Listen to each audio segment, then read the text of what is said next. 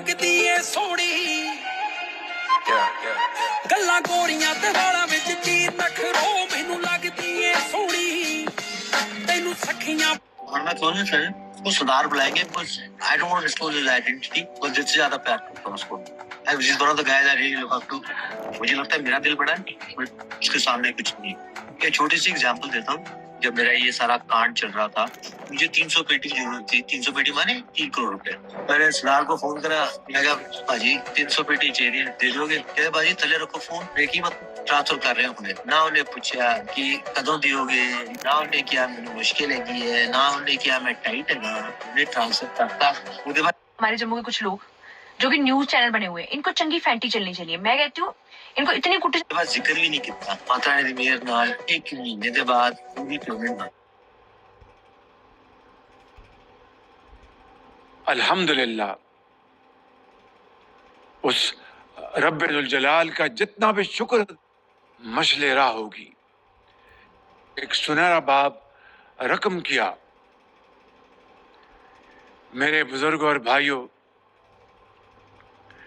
पहलगाम वाक़या को बहाना बनाकर भारत ने हम पर not in some half hearted way ऐसे आलतू फालतू तरीके से नहीं they have to pay for it properly but दिल शेरा वाला आई लव यू सर मुझे एक और मेरा दोस्त है वो मैं गज्जो कहता हूँ क्योंकि उसके ना I am into occult occult is astrology numerology उसको अकल्ट कहते हैं उसकी गज इनको एक नाचन वाली बोली याद रहे कि हिंदुस्तान के साथ ये I am into occult is astrology numerology उसको अकल्ट कहते हैं उसकी गज इनको नहीं किया जा सकता कोई उन्हें एक नाचन वाली बोली मेरे इतने फॉलोवर मेरे इतने फैन मेरे डांस के इतने दीवाने कमेंटा में लाइन लगी रहे लोगों की भीड़ लगी रहे मैं बोलिया वो पता मैं क्या है हमने क्लियरली ऑपोजिशन की और सरकार की मीटिंग में क्लियर हमने लाइन दी है यूनानिमस लाइन कि जो हुआ है एक्सेप्टेबल नहीं है पूरा का पूरा ऑपोजिशन 100% सपोर्ट सरकार को देगा और दे रहा है नरेंद्र मोदी को एक्शन लेना है एकदम एक्शन लेना है और पूरा का पूरा विपक्ष उनके साथ खड़ा है। आदाब नमस्कार द रेड माइक में आपका स्वागत है। मैं हूं सौरभ शुक्ला। जब देश भर में हर जगह से हर तबके से हर मजहब से हर जाति से हर विपक्षी राजनीतिक दल से यह आवाज आ रही है कि ऐसे समय पर हम सबको एक रहना है हम सब लोगों को मिलकर पाकिस्तान को जवाब देना है। राहुल गांधी से लेकर के मल्लिकार्जुन खड़गे तक ने कहा है कि वो इस समय प्रधानमंत्री मोदी के साथ खड़े हैं देश की सेना के साथ खड़े हैं। प्रधानमंत्री मोदी जो फैसला लेंगे पाकिस्तान के खिलाफ वो विपक्ष को मंजूर होगा। लेकिन इस तमाम समर्थन के बावजूद बीजेपी के एक्स हैंडल पर एक ऐसा पोस्ट किया गया जिसको लेकर के लोग काफी नाराज हैं। उसको लेकर के तमाम राजनीतिक लोग पत्रकार सिविल सोसाइटी के लोग बीजेपी को आड़े हाथों ले रहे हैं। आपको बताएं कि 9 तारीख को रात 11:15 बजे बीजेपी के एक्स हैंडल पर एक ट्वीट किया गया जिसमें एक वीडियो है और उस वीडियो के साथ मैसेज है। इस मैसेज में लिखा हुआ है the message to the enemies is loud and clear don't mess with us. हम दुश्मनों को साफ तौर पर बता देना चाहते हैं कि हमसे ना भिड़े। Unlike the UPA's regime's passivity, new India has no patience for futile peace talks. पहले वाले लाइन तक तो ठीक था कि भाई दुश्मनों को साफ संकेत दिया है हम लोगों ने कि हमसे पंगा ना ले, लेकिन जो दूसरी लाइन है उसमें उन्होंने कांग्रेस सरकार पर निशाना साधते हुए कहा है कि नए इंडिया जो न्यू इंडिया है उसके पास जो बातचीत और धैर्य और शांति की बातचीत के लिए कि व्यर्थ चीजों के लिए वक्त नहीं है। यूपीए रिजीम यानी कांग्रेस की रिजीम निष्क्रिय था इन तमाम मुद्दों पर। Unlike the UPA regime's passivity, New India has no patience for futile peace talks। यानी यूपीए की रिजीम, जो यूपीए का काल था, वो निष्क्रिय था। अब नए इंडिया के पास बातचीत और शांति वार्ता के लिए कोई वक्त नहीं है। ये बेकार की बातें हैं। और उसमें उन्होंने मनमोहन सिंह की तस्वीरें दिखाई हैं और तारीखों के साथ बताया कि इसमें इस साल अटैक में इतने लोग मरे, उस साल अटैक में उतने लोग मरे। अब सोचिए, ऐसे वक्त पर जब पूरा देश एक साथ रहने की बात कर रहा हो, तो यूपीए रिजीम को लेकर के ये बयान देना बीजेपी की तरफ से कितना जायज है। इसको लेकर के बहुत तीखी प्रतिक्रियाएं आई हैं। कांग्रेस ने औपचारिक तौर पर इस पर कोई बयान जारी नहीं किया है। आपको पता है, राहुल गांधी की तरफ से सभी कांग्रेस के नेताओं को यह सख्त निर्देश है कि राजनीतिक बयानबाजी में नहीं फंसना है। लेकिन कांग्रेस के नेता श्रीनिवास बीवी ने जरूर एक एक्स पोस्ट किया है, जिस पर उन्होंने लिखा है कि जिस मुश्किल के समय में कांग्रेस समेत सभी राजनीतिक दल सरकार और सेना की ढाल बनकर खड़े हो चुके हैं, तब भी बीजेपी अपनी घिनौनी आईटी सेल से नफरत फैलाने और घटिया राजनीति करने में लगी है। अगर यही सब करना है तो फिर बता दो। अगर तुम्हारा एजेंडा सिर्फ मोदी की चमचागिरी और शहीदों की कुर्बानी का मजाक उड़ाना है तो खुलकर बोलो, लेकिन उन शहादतों का मजाक मत उड़ाओ जो पहलगाम, पुंछ समेत अन्य सीमावर्ती इलाकों में पिछले कुछ दिनों में मारे गए हैं। ये कांग्रेस की तरफ से उनके एक नेता ने प्रतिक्रिया दी है।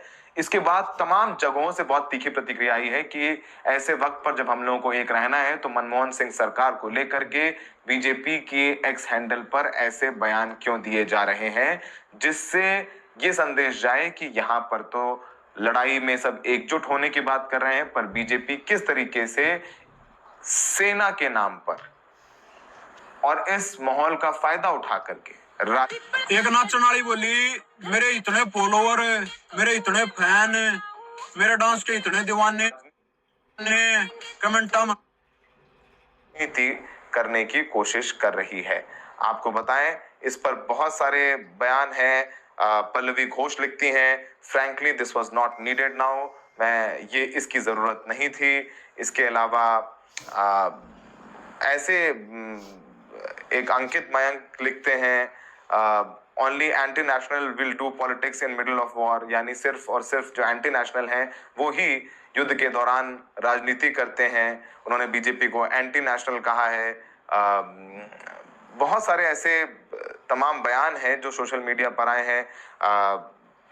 अनवांटेड पोस्ट ऋचा निरुद्ध लिखती हैं। इसके अलावा बहुत सारे आप देखेंगे कि आप खुद जाकर के बीजेपी के पोस्ट पर देखेंगे तो आपको बहुत सारे लोगों के कमेंट मिलेंगे जिसमें उन्होंने राजनीति करने का आरोप लगाया है। और बहुत सारी बातें निकल करके आ रही हैं। आपको बताएं कि इस पूरे मामले पर उदय भानु चिप, जो कांग्रेस के यूथ कांग्रेस के अध्यक्ष हैं, उन्होंने कहा है कि आपदा में अवसर तलाशना बीजेपी आईटी सेल की स्थायी पहचान बन चुका है। जब समूचा देश आतंकवाद के विरुद्ध एकजुट है, जब कांग्रेस अध्यक्ष श्री मल्लिकार्जुन खड़गे और नेता प्रतिपक्ष श्री राहुल गांधी ने पाकिस्तान प्रायोजित आतंकवाद को जड़ से उखाड़ फेंकने और राष्ट्रीय हित में सरकार को सहयोग करने और पूर्ण समर्थन दिया है, ऐसे समय में बीजेपी की आईटी सेल झूठे नैरेटिव, भ्रामक वीडियो और पूर्व प्रधानमंत्रियों की छवि को धूमिल करने में व्यस्त है। क्या यही राष्ट्र प्रथम की परिभाषा है?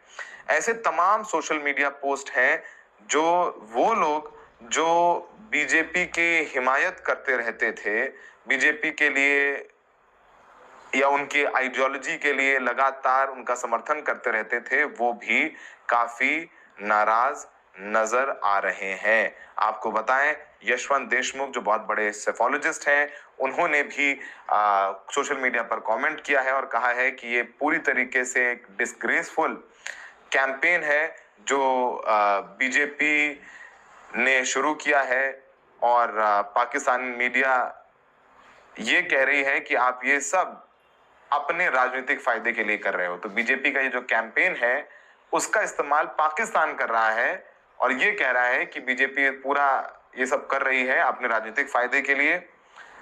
ये स्टूपिड कैंपेन है। This is not the time for political differences but a time to take everyone along. ये वक्त राजनीतिक मनभेद का नहीं है, ये वक्त है सबको साथ लेकर के चलने का। ये यशवंत देशमुख का कमेंट सोशल मीडिया पर आप देख सकते हैं, हम आपको सारे कमेंट दिखा रहे हैं।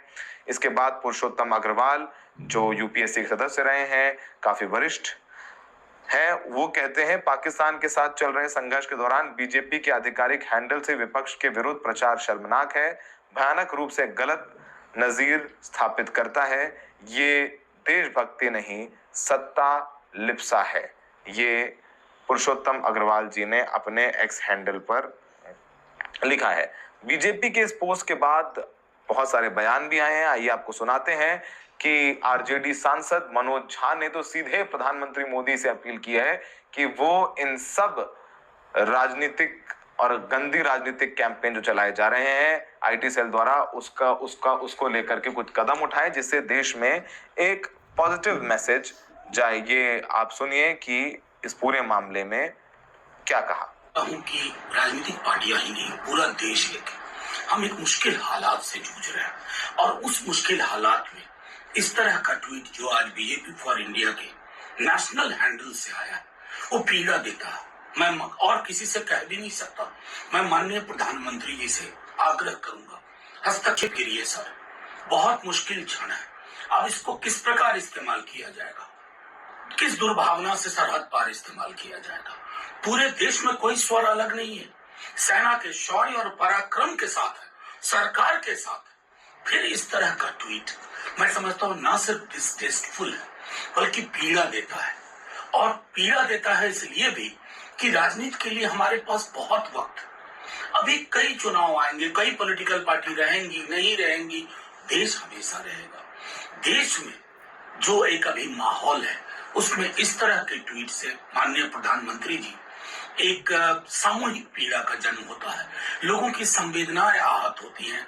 सरहद पार इसका किस प्रकार उपयोग होगा, दुरुपयोग होगा, ये भी ध्यान में रहना चाहिए।